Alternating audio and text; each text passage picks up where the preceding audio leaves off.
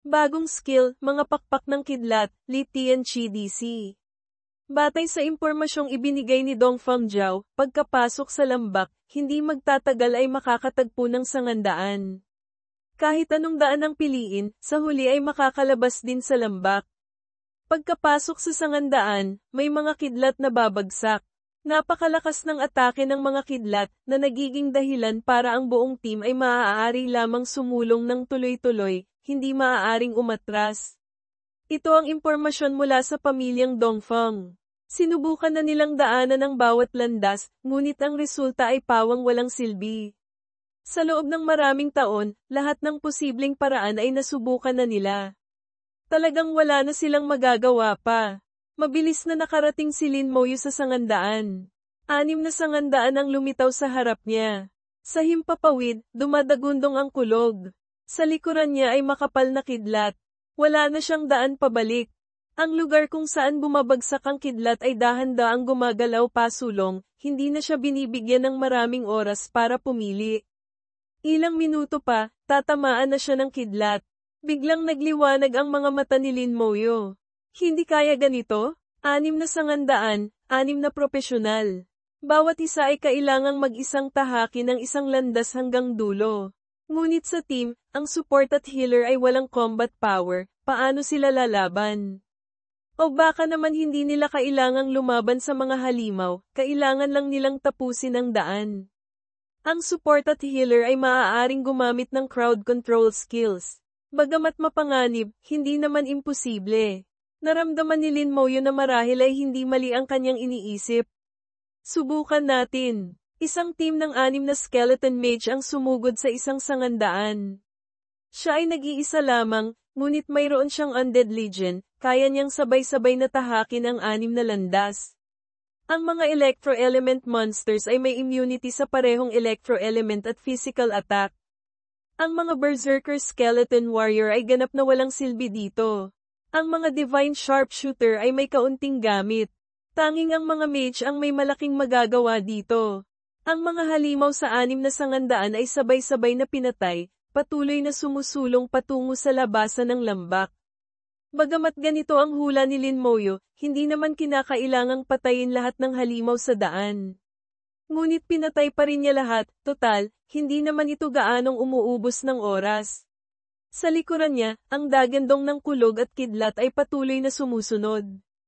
Ang isang ordinaryong team ng propesyonal ay hindi mangangahas umatras, maaari lamang silang patuloy na sumulong. Kung hindi, lalamunin sila ng kidlat. Medyo mahaba ang daan sa loob ng lambak. Tinahak ito ni Lin Moyo sa isang matatag na bilis hanggang sa dulo.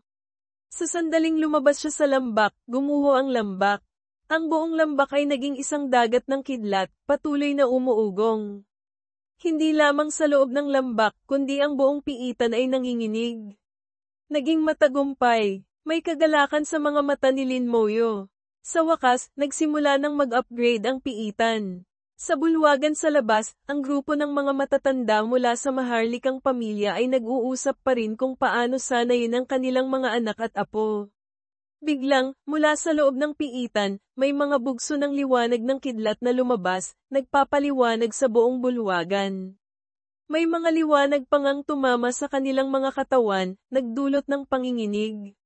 Masayang sumigaw si Dongfang Zhao, nag-upgrade.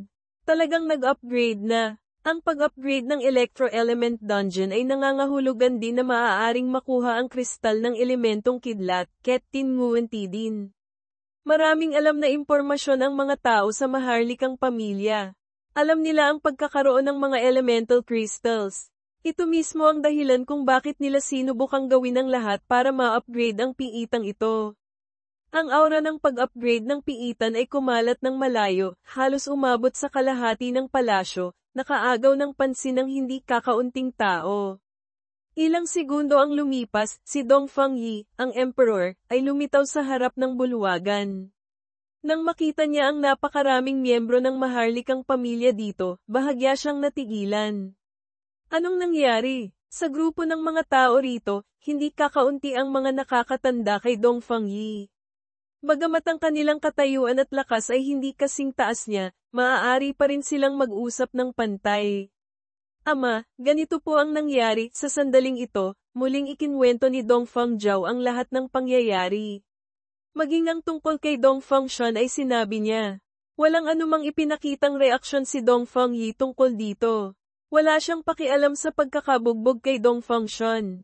Ang ganitong klaseng tanga, nararapat lang na mabugbog. Mabuti na lang hindi namatay. Sinabi ni Dong Fengyi, kung gayon, si banal na General Lin ay nasa loob ng piitan ngayon. Hindi naman kayo pumasok doon, hindi ba? Sinabi ni Dong Fangjiao, hindi po kami pumasok. Tumango si Dong Fengyi, mabuti kung hindi kayo pumasok. Ang bagay na ipinangako ay dapat tuparin. Tutal, marami pa. Namang oras, hindi naman tatakas ang piitan. Sa hinaharap, kung gusto ninyong salakayin ninyo.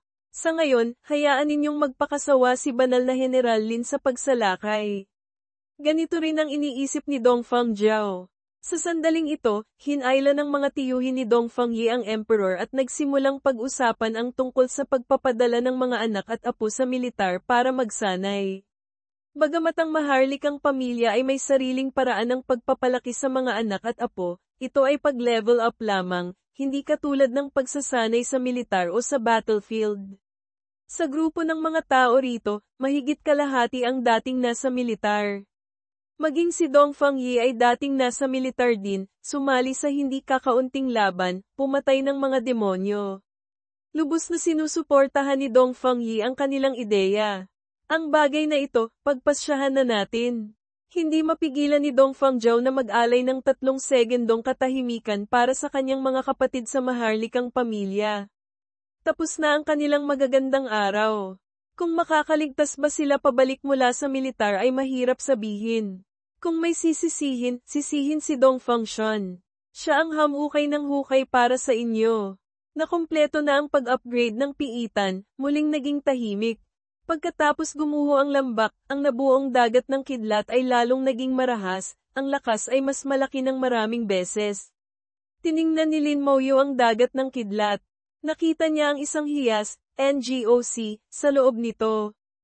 Ang hiyas ay lumulutang sa dagat ng kidlat. Kung hindi titingnang mabuti, tiyak na mapapalampas ito. Ngunit kahit makita pa, kung ibang profesional ito, 9 sa 10 pagkakataon ay hindi ito makukuha. Sa ganitong antas ng kidlat na bumabagsak, kahit isang knight na naka-maximum defense ay hindi makakatagal ng higit sa 5 segundo. Isinuot ni Lin Moyo ang bone armor, kalmadong pumasok sa bagyo ng kulog at kidlat. Ang makakapal na kidlat ay tumatama sa katawan ni Lin Moyo. Ang liwanag ng kuryente ay kumikislap sa labas ng bone armor. Ang buong katawan ni Lin Moyo ay naglalabas ng asul na liwanag ng kuryente. Ang atake ng kidlat ay hindi mahina, lalo na ngayong ang piitan ay na-upgrade na sa Hell difficulty. Sa pamamagitan ng reaksyon ng bone armor, halos mahulaan ni Lin Moyo ang antas ng lakas ng atake ng kidlat. Ngayon, lubos na niyang nauunawaan ang iba't ibang propesyon. Ang isang level 50 dagdag knight na may maximum defense ay mangangailangan ng hindi bababa sa 2 pang healer para makuha ang hiyas mula sa dagat ng kidlat. Naglakad si Lin Moyo papunta sa gitna ng dagat ng kidlat, iniabot ang kamay at kinuha ang hiyas. Sa sandaling hawakan niya ito, agad na nagkagulo ang dagat ng kidlat. Hindi mabilang na liwanag ng kidlat mula sa lahat ng direksyon ang pumasok sa hiyas. Sa isang iglap, naglaho ang dagat ng kidlat. Ang hiyas ay naglabas ng matingkad na asul na liwanag.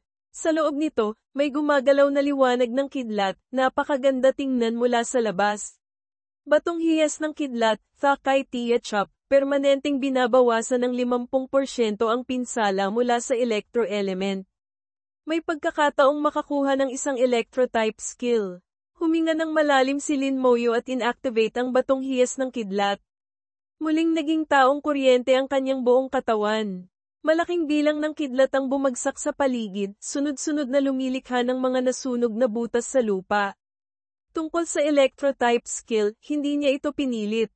Ang mapataas ang kanyang electro-element immunity ng 50% ay napakaganda na.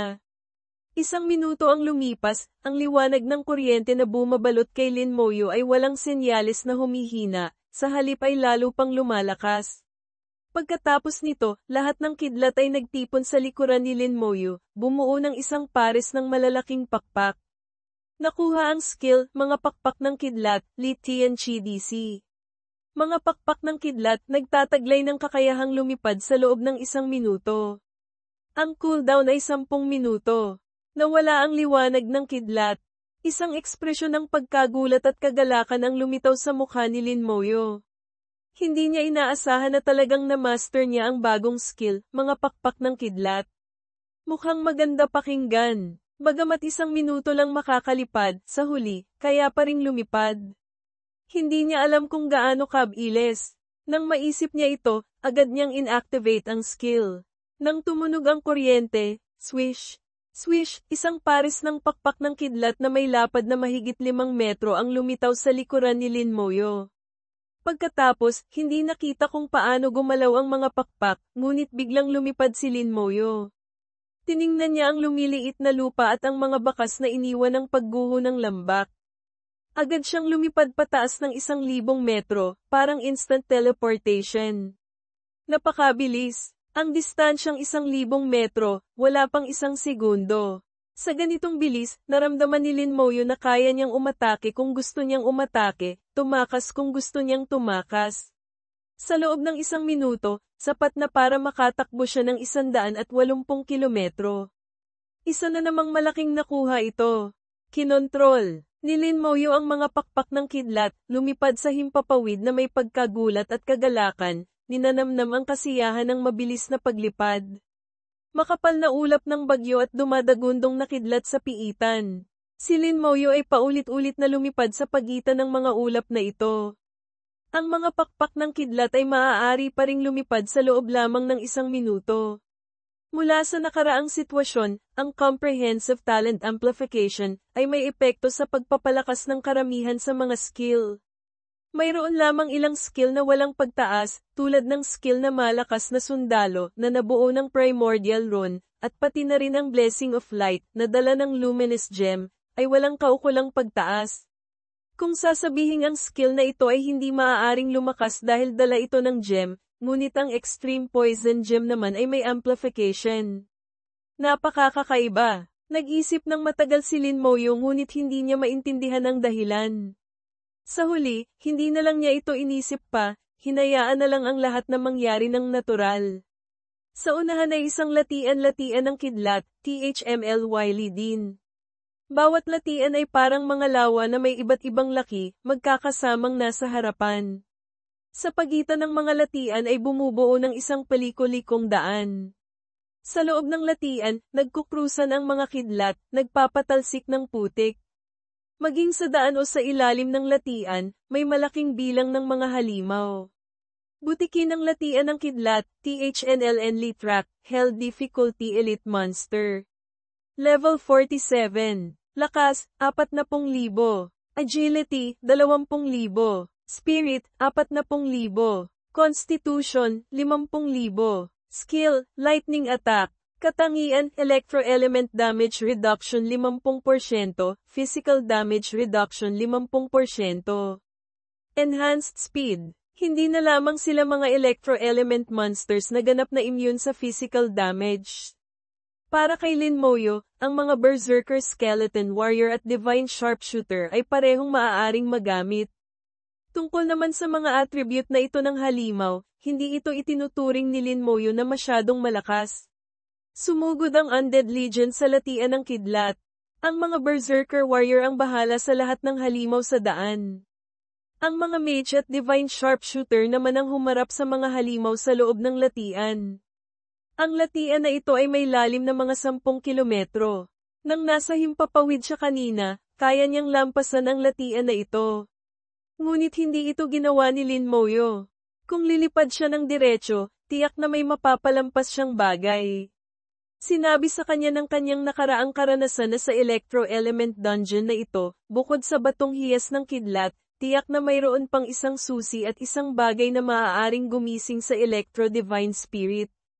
Tungkol naman sa mga fragment ng Electro-Element Crystal, hanggat mapapatay niya ang huling boss, makukuha niya ito, hindi na kailangang paghirapang hanapin. Alam na alam ni Lin Moyo, lalo na ang susi at ang bagay na panggising sa Electro Divine Spirit. Ngunit ang mga bagay na iyon ay maaari lamang makuha ng isang beses. Hindi siya sigurado kung makukuha niya ang dalawang item na ito sa unang pagpasok. Kaya nga niya ginawa ang kahilingang iyon, hindi pwedeng pumasok ang ibang tao bago siya makontento sa pagsalakay. Sumusunod sa daan sa gitna ng latian, naglakad si Lin Moyo pasulong habang tumitingin sa paligid para maghanap. Hindi niya pinalampas ang anumang detalye. Hindi nagtagal, nakarating ang Undead Legion sa gitna ng latian. Dito ay may isang napakalaking latian ng kidlat, mas malaki kaysa sa lahat ng maliliit na latian. Sa gitna ng latian ng kidlat, puno ng mga ulap ng bagyo, walang tigil na bumabagsak ang kidlat sa isang tiyak na punto sa gitna. Nakita ni Lin Moyo ang isang halaman, siko, sa gitna ng mga kulog at kidlat. Nang tingnang mabuti, natuklasan ni Lin Moyo na ang halamang ito ay hindi tinatamaan ng kidlat, kundi ang halaman mismo ang naglalabas ng kulog at kidlat, bumubuo ng mga ulap ng bagyo. Nang makita niya ito, naalala ni Lin Moyo ang bulaklak na bato ng Diyos ng Apoy, Faho Kuwaho Thn, sa Fire God Shrine Dungeon. Nahanap ko na, nang maisip ito, ang cooldown ng mga pakpak ng kidlat ay tapos na. Agad itong binuksan. Isang pares ng pakpak na may dalang kidlat ang lumitaw sa kanyang likuran, dinala si Lin Moyo patungo sa maliit na halaman. Sa isang iglap, nakarating si Lin Moyo sa himpapawid sa itaas ng maliit na halaman. Iniabot niya ang kanyang kamay para sunggaban ito. Isang nakakatakot na liwanag ng kidlat ang tumama sa langit. Isang higanteng kamay ang lumabas mula sa liwanag ng kidlat at malakas na tumapik kay Lin Moyo. Matagal nang inaasahan ito ni Lin Moyo. Normal lang na may halimaw na nagbabantay sa maliit na halaman. Ang higanteng kamay na may dalang liwanag ng kidlat ay sumugod. Bahagyang yumanig ang mga pakpak ng kidlat ni Lin Moyo, at biglang bumilis ang kanyang bilis para umiwas. Pagkatapos ay mabilis siyang nagbago ng direksyon sa gitna ng himpapawid. Lumipad siya paikat sa higanteng kamay at isang kamay ang sumunggab sa maliit na halaman. Ang maliit na halaman sa kanyang kamay ay kumislap ng nakakatakot.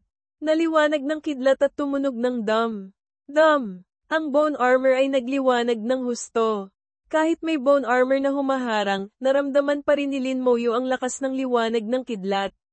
Kahit isang knight, malamang ay malubhang masasugatan sa lugar na iyon. Ngunit kung iisipin ng ibang mga team, hindi nila maiisip ang ganitong paraan.